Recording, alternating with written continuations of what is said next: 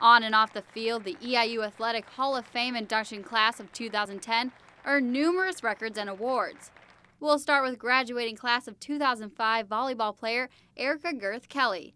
Kelly is the Panthers' all-time leader in kills, digs, and attack attempts.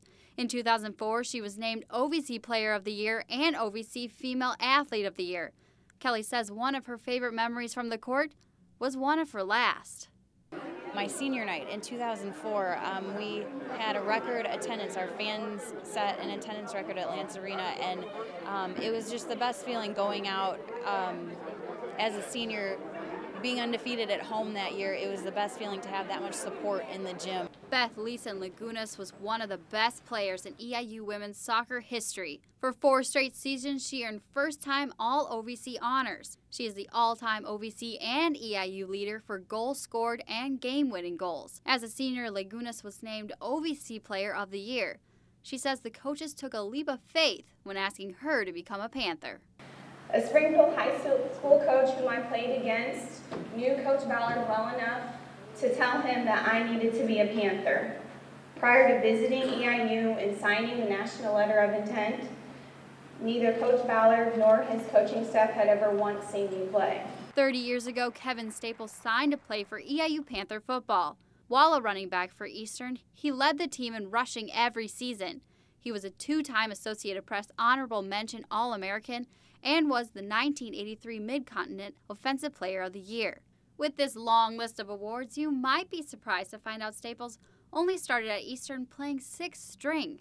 It took every ounce of character, every ounce of work, every ounce of fortitude just to go from, looking at that depth chart and seeing 6th string.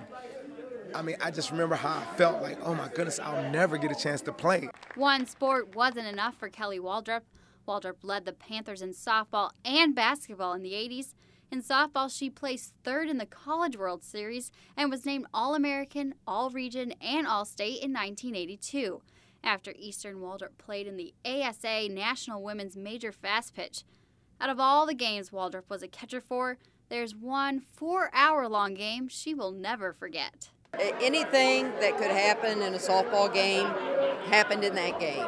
That was the thing I remembered the most. 21 innings and with 3 pitchers. I dealt with 3 pitchers through the game, but everything that could happen happened. And last but not least, Willie White III. White played football as a Panther from 1970 to 1973. He holds the EIU record for most receptions made in a single game. In 1971, White ranked 2nd in the NCAA College Division in passing receiving yardage. White says him coming to Eastern was a mixture of talent and a little bit of luck. Eastern Illinois had came to Gary, Indiana to recruit another player. They didn't come to recruit me. But when they went to that school, there was no one, the boy did not choose to join Eastern or something, but so they were sent to my way. And my coach brought him in and showed them the big game film, and they said, wow, he's great. These inductees didn't just take records and awards away from their EIU years, but also lasting memories. The coach used to say you always got to have a bread and butter play, that no matter what, you look at each other and say, we need 2 yards, this is the play we're going to run. When we were playing in the NCAA tournament, those girls from Arizona they were big. And again, as a freshman, I was just kind of looking at them, and I knew that they were very good as well. But it was a good experience. I think I learned a lot. It was 4th and 1, and we needed to get that first down, or that we would have had to turn the ball over, and we could have lost that game. In fact, we needed to score. But it was a pass to me over the center. I caught it about 3 yards over the center. I hit the sideline and then turned the ball upfield, ran another 40 yards before I was knocked out of bounds. This is the last game of my senior year. I injured myself playing around in the pool. I taped it up and I hobbled on that field, and I think it damaged me because I was limping for the next 2 years. I hobbled on that field to get 1,000 yards. All the new Hall of Famers were excited and honored to be added to the list of exceptional Panthers. But for Staples, becoming a part of the Hall of Fame couldn't have come at a better time.